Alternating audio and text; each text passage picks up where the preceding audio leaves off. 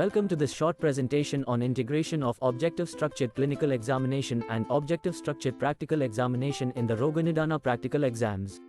This is a pilot test conducted as a part of first term exams for the new curriculum batch at VPSV Ayurveda College, Kottakkal. Before going into the details of what we did here, let us dwell into some basics about evaluation.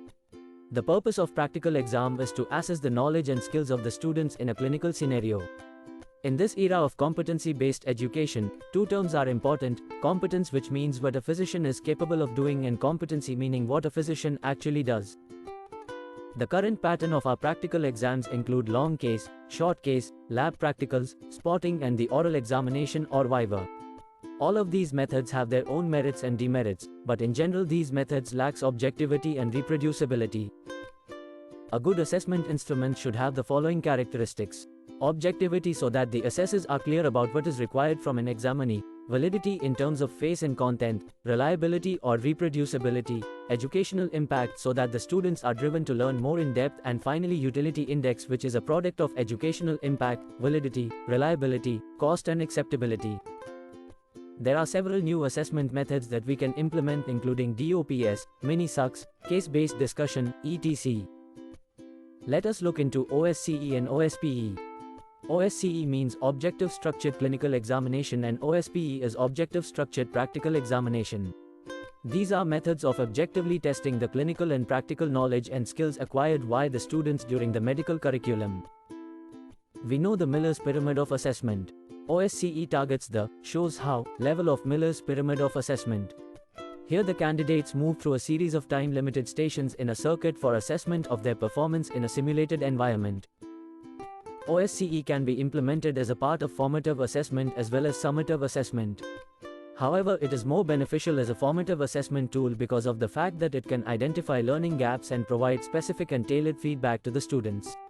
Further, it can also promote need-based instructional adjustments on the part of the teaching faculty. We have tried this as a part of formative assessment here in Kottakkal. OSCE is a very flexible tool and can test a wide range of skills, including history taking, examination skills, clinical reasoning, procedural skills, and also the attitude and communication skills of the candidate. Before conducting an OSCE, meticulous planning and preparation is necessary. First, we have to prepare a blueprint regarding the attributes that we have to assess in the candidates. Further, preparation and training of the faculty and ancillary staff is integral in the smooth conduction. We should lay out a clear plan to be executed on the exam day, and after conducting the exam, an evaluation of performance has to be carried out. Creating the blueprint is the first step. This is a model blueprint wherein you can see that specific tasks are planned to be assessed in each system. For example, in respiratory system, history taking is the component that is assessed in a given station. In cardiovascular system, an examination skill is assessed, and in case of dosha and Agni assessment, interpretation and reasoning skills are assessed. This blueprint will decide the type and number of stations that are to be set up in a typical OSCE exam. Each station should have a STEM, checklist and training information. You may pause this video to go through a sample given in the slide. The STEM gives the instruction to the student regarding the task that has to be carried out in the given station. The checklist includes the points that are assessed along with the marks. This has to be kept with the examiner and not to be given to the student. This is used for the assessment of the student's performance in that given station. First, we have to identify a space for setting up the OSCE stations. This is a model setup where you can see numbered stations in which specific tasks are assessed. The students will have to go through these stations sequentially to complete the exam. This is a working example of setting up stations in a Roganidana practical exam. Here you can see 9 stations in which specific skills are assessed in respective stations. We can use a real patient, standardized patient, or a student volunteer in stations where real human interaction needs to be assessed. In other stations where skills are to be assessed, we can use either standardized patients or mannequins. For interpretation skills, patient data sheets, specimens like X-ray, pathology slides, etc. can be employed. For lab practical, especially where procedural skills are to be assessed, we can provide blood samples. The time limit for each station has to be fixed prior to the exam. In case of employing human subjects, we have to train the standardized patients. Further, training of the faculty and ancillary staff is also important for the smooth conduction of the exam. Apart from this, we have to take printouts of the mark sheets, signs, checklists, etc. prior to the examination. On the day of the exam, check all the preparations. The students have to be briefed about the exam process, including the number of stations, the skills or tasks that are being assessed and the scoring system employed. Of course, the answer key or checklist shall not be provided to them at the outset. To ensure the timings in each stations, a stopwatch and bell shall be used. This is the blueprint of the stations that we tried here in Kottakkal for the first term exam. Since the students are in the first term, we have not gone into complex skills or tasks. However, we tried a combination of clinical skills, lab interpretation and reasoning skills for the assessment. Students were supposed to spend 3 minutes in each station, after which we ring the bell and they have to move to the next. Each station carried the station number and a card displaying the task and the marks allotted. This is station 1, in which the task was to read the history and order lab investigations. Options were given from which they have to select the best two. The marks are also mentioned in the stem. You can see the station number marked as 1 and this is an unmanned station. In station 2, the students were asked to interpret the case data and identify the probable diagnosis. The model answer key is also given, which should be kept with the examiner for evaluating the answer later on. This is also an unmanned station. In station 3, a clinical sign or deformity was displayed in a screen. The task was to identify the deformity and write the cause. This is also an unmanned station. In station 4, the interpretation skill of Ayurvedic parameters was assessed.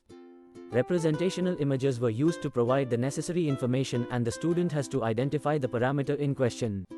This station had 2 questions and was displayed in a laptop screen. Station 5 was a manned station wherein examination skill was assessed. The evaluator uses a checklist to assign marks to the student. This will ensure that the assessment is devoid of any bias and the students also get a feedback regarding how they have performed.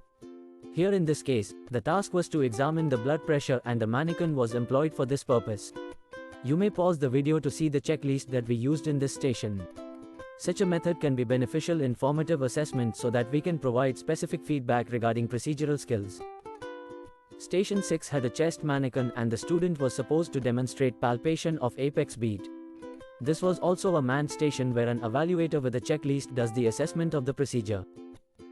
The last station was an unmanned station where the task was to go through a patient data and make a provisional diagnosis. This was intended to assess the reasoning skill of the student. Finally, a structured viva was conducted wherein the questions were standardized in order to minimize variability and evaluator bias. The number of stations can be modified according to our need. Especially in the setting of an Ayurvedic college, where there is dearth of staff, number of unmanned stations can be increased. We can also employ students as standardized patients for certain stations, however necessary training has to be provided before the exam. These objective methods have several merits. They are objective, reliable and valid while assessing a wide spectrum of domains and skills. The examiners can control the content and complexity of the exam and large number of students can be examined in a short span of time. We carried out the assessment of 59 students in a span of 3 hours in the pilot test. The student feedback of the process was also very positive so that they reported that they had a clarity in the exam process and had less stress and anxiety while going through the process. They were also happy regarding the feedback they got after the assessment so that they can make necessary corrections in their procedural skills. To conclude, implementing objective structured assessment methods in the practical exams of Roganidana is highly beneficial for both the evaluators as well as the students. This is our team from the Department of Roganidana, VPSV Ayurveda College Kottakkal. Thank you for watching our video. Hope you all will try this in your institute so that we can standardize the assessment methods for the subject Roganidana. Feel free to contact us in case of any queries. Thank you.